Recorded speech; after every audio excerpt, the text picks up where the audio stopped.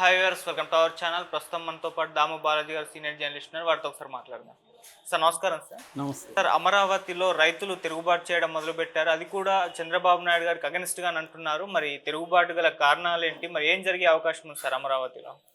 అమరావతి అనే కాన్సెప్ట్‌ని చంద్రబాబు బలంగా తీసుకొచ్చాడు. దాని తర్వాత జగన్ వచ్చి దాన్ని ఆల్మోస్ట్ కిల్ చేసేసాడు. హ్మ్. అమరావతి రైతులు పాపం నెలల తరబడి, రోజుల తరబడి ఉద్యమాలు చేశాడు. అయినా కూడా వాళ్ళని జగన్ ఏమాత్రం పట్టించుకోలేదు.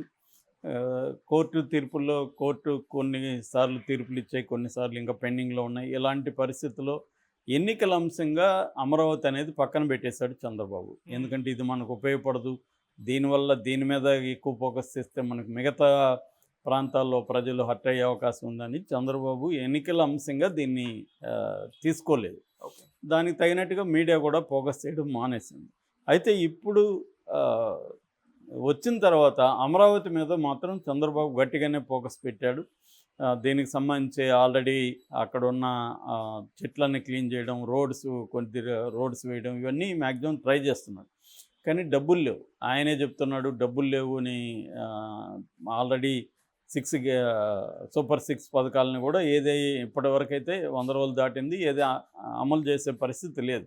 ఓకే. ఈ నెల నుంచి జీతాలు కూడా ఇబ్బందులు పరిస్థితి ఉంది. 3 నెలల వరకు జీతాలు ఇవ్వగలిగారు, కానీ నెక్స్ట్ జీతాలు కూడా కష్టమయ్యే పరిస్థితి ఉంది. హ్మ్. ఎందుకంటే ఖజానాలు డబ్బులు లేవు. జగన్ ఏ పరిస్థితి ఎన్నుకున్నాడు ఇదే ఈయన కూడా ఆయన అన్నాడు. కానీ సంపద సృష్టించదండి. సంపద నేను చాలాసార్లు చెప్పాను, అంత ఈజీగా సంపద గాల్లో నుంచో మ్యాజిక్ చేస్తే రాదు.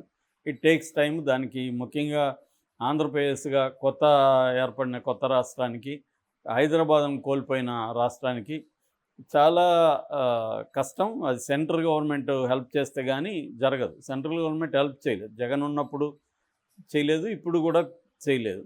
చంద్రబాబు వచ్చినాక చేస్తారేమో అనుకున్నారు. ఎందుకంటే చంద్రబాబు మీద డిపెండ్ అయ్యి మోడీ గవర్నమెంట్ ఉంది కాబట్టి చేస్తారనుకున్నాడు. కానీ 15,000 కోట్లు అప్పు ఇప్పిస్తాం అని చెప్పారు. అది కూడా ఇప్పటివరకు ఏమీ రాలేదు. ఓకే. అది కూడా world bank, ADB, Asian development bank, ఈ 2 వచ్చి చూసి వెళ్ళారు. కానీ వాళ్ళు ఏమి ఇంకా ఇది చేయలేదు. సో ఈ లోపల వరదల ఎఫెక్ట్ అనేది అమరావతి ఏరియాలో కూడా పడింది.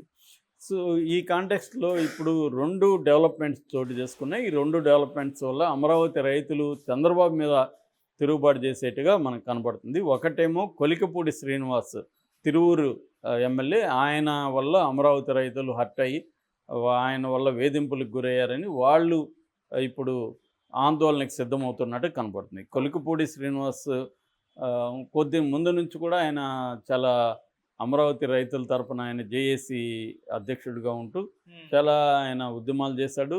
ఇంకా మీడియాలో అయితే ఆయన ఆల్మోస్ట్ తెలుగుదేశం మీడియాలో ఎప్పుడు చూసినా ఉండేవాడు. ఆల్మోస్ట్ 24 అవర్స్ అనొచ్చు. అంటే ఎగ్జాగ్రేషన్ అయినా డైలీ ఆయన ఉండేవాడు. కొద్దిగా మిలిటెంట్గా కూడా ఉండేవాడు ఆయన. దళితుడు కావడం, ఆ విషయం ఆయనకు తెలియడం, దళిత ఖడ్గాన్ని మనం వాడచ్చని తెలియడం. సో దాంతో మిలిటెంట్గా ఉండేవాడు. చివరికి ఒక ఛానల్లో బీజేపీ నాయకుడు విష్ణువర్ధన్ని చెప్పుతో కొట్టడం అనేది మాటలు కాదు. బీజేపీ అతను సెంట్రల్లో బీజేపీ గవర్నమెంట్ ఉంటే ఈయన చెప్పుతో కొట్టగలిగి సర్వైవ్ కాగలిగాడంటే మనం ఆయన పరిస్థితి అర్థం చేసుకోవచ్చు. అట్లాగే రామ్ గోపాల్ వర్మ తల తీస్తే డబ్బులు ₹1 కోటి ఇస్తా అన్నాడు. సో ఈ స్థాయిలో ఆయన మాట్లాడినా కూడా ఆయన ఎవరు, అప్పుడు జగన్ ప్రభుత్వం కూడా ఆయన ఏం చేయలేకపోయింది. దానికి కారణం ఆయన దళితుడు కావచ్చు, మళ్ళీ స్టేట్ వైడ్ దళితులు ఇబ్బంది అవుతుందనేది ఆయన పక్కన పెట్టారు. ఇప్పుడు ఆయనకి చివరిలో టికెట్ ఇచ్చాడు. అక్కడ ఉన్న సమీకరణలో ఆయన గెలిచాడు. ఇప్పుడు ఏంటంటే ఆయన పవర్ వచ్చింది కాబట్టి ఇమ్మీడియట్గా ఒక వైసీపీ ఎంపీ ఇంటిని కొల్చడానికి బుల్డోజర్ తీసుకెళ్ళడం, ఇవన్నీ చేసి అప్పుడు వివాదం అయింది. దాని తర్వాత తెలుగుదేశానికి సంబంధించిన మీడియాతో, తెలుగుదేశం కార్యకర్తలతో కూడా ఆయన గొడవల్లోకి వెళ్ళడం కనిపిస్తుంది. ఒకటి, అక్కడ చిట్యాల సర్పంచ్ తుమ్మలపూడి శ్రీనివాసరావుతో ఈయన గొడవ పెట్టుకోవడం. ఆ శ్రీనివాసరావు పేకాట క్లబ్ నడుపుతున్నాను పోలీసులు అరెస్ట్ చేస్తే ఆ తర్వాత విచారించి వదిలేశారు ఆయన. ఈయన ఎవరు కొలికిపూడి ఫోన్ చేసి పోలీసులకి అతను ఎందుకు వదిలేశారని ఈయన తిట్టినట్టు వాళ్ళు మళ్ళీ ఆయన మీద హరాస్మెంట్ చేస్తే చివరికి ఆయన కేసినేని చిన్ని దగ్గరికి వెళ్ళి కొద్దిగా రిలీఫ్ పొందాడని చెప్తున్నారు. దాంతో ఈ కొలికిపూడి ఈయన భార్య, ఈ తుమ్మలపూడి శ్రీనివాసరావు భార్య విఆర్ఓ ఆమె కవిత, ఆమెకి మెసేజ్లు పెట్టడం, ఆమెను తన దగ్గర వచ్చి పని చేయమనడం, ఇలాగా టార్చర్ చేయడం మొదలుపెట్టాడని ఆమె ఆత్మహత్య ప్రయత్నం చేసింది. దాంతో ఇతను మీద ప్రెజర్ పెరిగింది. దాంతో ఇతను ధర్నా చేయడం, ఆహ్, నేను నేను నా తప్ప అతను తప్ప తేల్చండి అని ధర్నాకు కూడా కూర్చున్నాడు. ఈ లోపల ఆంధ్రజ్యోతి లాంటి ఒకప్పుడు ఆయనకి స్పేస్ ఇచ్చిందే వాళ్ళే. ఆంధ్రజ్యోతి లాంటి వాళ్ళ మీద కూడా ఇతను దూకుడుగా ఏబిఎన్ వాళ్ళ మీద కూడా మాట్లాడడం, వాళ్ళు కూడా ఇతనికి యాంటీగా రాయడం, న్యూస్‌లు ప్రసారం చేయడం ఇది జరిగింది. ఓవరాల్‌గా ఇతనికి తెలుగుదేశంలోనే ఆ మధ్య చాలామంది ఓపెన్‌గా ప్లకార్డులు తీసుకొని ఈయనకి వ్యతిరేకంగా ధర్నాలు చేశారు. అధిష్టానం అచ్చెన్నాయుడు లాంటి వాళ్ళకి కంప్లెయింట్లు కూడా ఇచ్చారు. ఈ క్రమంలో ఆయన మొన్న ఒక కామెంట్ చేశాడు రైతులకు సంబంధించి. అమరావతి రైతులకి కుక్కలకు ఉండే విశ్వాసం కూడా లేదు. కుక్కలే బెటరు అమరావతి రైతుల కంటే. నేను లక్షలు ఖర్చు పెట్టి కాలువల్ని రిపేర్ చేయిస్తే ఇప్పుడు నాకు యాంటీగా వాళ్ళు తిరుగుతున్నారనేది చెప్పాడు. దీన్ని చంద్రబాబు పట్టించుకొని ఇమ్మీడియట్‌గా చర్య తీసుకోవట్లేదు. చంద్రబాబు మీద ఉండే ముందు నుంచి కూడా ఉండే ఒక కంప్లైంట్ ఏందంటే నాంచుతాడని.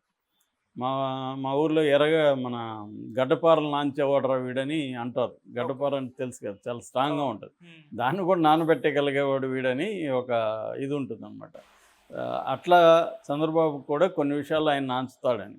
సో ఈ విషయంలో కూడా ఆయన ఇమ్మీడియట్‌గా చర్య తీసుకోకుండా నాంచుతున్నాడనేది రైతులకి చంద్రబాబు మీద కూడా కోపం ఉంది, తిరుగుబాటు చేసే పరిస్థితి ఉందనేది ఒక వెర్షన్. రెండవది కౌలు రైతులకు సంబంధించి అసైన్డ్ రైతులు దాదాపు 2139 మంది రైతులు 2689 ఎకరాల భూమిని ఈ అమరావతి ప్రాజెక్టుకి ఇచ్చారు. ఇచ్చిన తర్వాత జగన్ వచ్చినాక వీళ్ళ మీద సిఐడి కేసులు పెట్టి వీళ్ళ కౌలు కూడా ఆపేశాడు. సో అలాగా జగన్ వీళ్ళను వేధించాడు.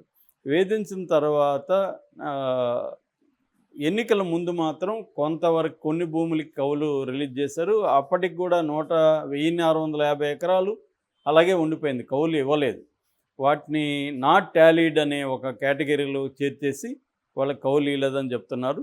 అయితే ఇప్పుడు గవర్నమెంట్ వచ్చింది కాబట్టి ఈ సిఐడి కేసులు ఎత్తేస్తారు, మన కౌలు మనకి అరియర్స్ కూడా ఇస్తారని వాళ్ళ ఆశతో మన ప్రభుత్వం కదా ఇది చంద్రబాబు ప్రభుత్వం అని అనుకున్నారు. కానీ ఇప్పటికి 100 రోజులు దాటినా కూడా కౌలు ఇవ్వలేదు, వాళ్ళ మీద కేసులు ఎత్తలేదు. పైగా సిఆర్డీఏ అడిషనల్ కమిషనర్ ఈ మధ్య అవమానించాడని చెప్తున్నారు వీళ్ళని, చాలా డెరిగేటర్గా మాట్లాడాడని. దానివల్ల కూడా ఇప్పుడు ఈ రైతులంతా కూడా చంద్రబాబుకు వ్యతిరేకంగా ఆందోళన చేద్దాము, ఉద్యమాలు చేద్దాం అన్నట్టుగా ఉన్నారనేది వార్తలు వస్తున్నాయి.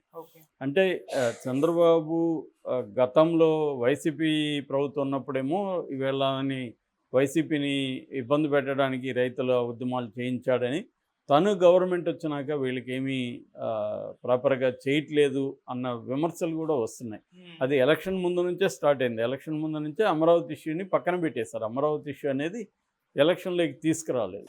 సో దానివల్ల ఇప్పుడు అమరావతి రైతులు ఒక పక్క విజయవాడ బ్యాచ్ అంతా కూడా కరువుకు సంబంధించి వరదలకు సంబంధించి రిలీఫ్ అనేది వాళ్ళకి సరిగా అందలేదని చెప్తున్నారు. దేని అకౌంట్లో చూపించేశారు, ఎన్యూమరేటర్స్ పెట్టారు, ఎన్యూమరేటర్స్ ప్రాపర్గా అక్కడ పనిచేయట్లేదు, ఇష్టం వచ్చినట్టుగా బిహేవ్ చేస్తున్నారని రకరకాల ఇప్స్ అండ్ బట్స్ పెట్టి గ్రౌండ్ ఫ్లోర్ ఉంటే ఇంత, ఫస్ట్ ఫ్లోర్ ఇంత ఇవన్నీ పెట్టేసి గ్రౌండ్ ఫ్లోర్ ఏదనే దాంట్లో డెఫినేషన్లో మళ్ళీ ఇక్కడ ఇష్టం వచ్చినట్టు డిఫైన్ చేసుకొని కొన్నిటికేమో వీళ్ళకి నచ్చితే ఫస్ట్ ఫ్లోర్ని కూడా గ్రౌండ్ ఫ్లోర్గా చూపించడం, లేదంటే గ్రౌండ్ ఫ్లోర్ని మాత్రమే చెప్పి ఫస్ట్ ఫ్లోరు ఏమీ లేకపోయినా కూడా ఉందన్నట్టుగా చెప్పి ఇలాగా చాలామందికి రాలేదు.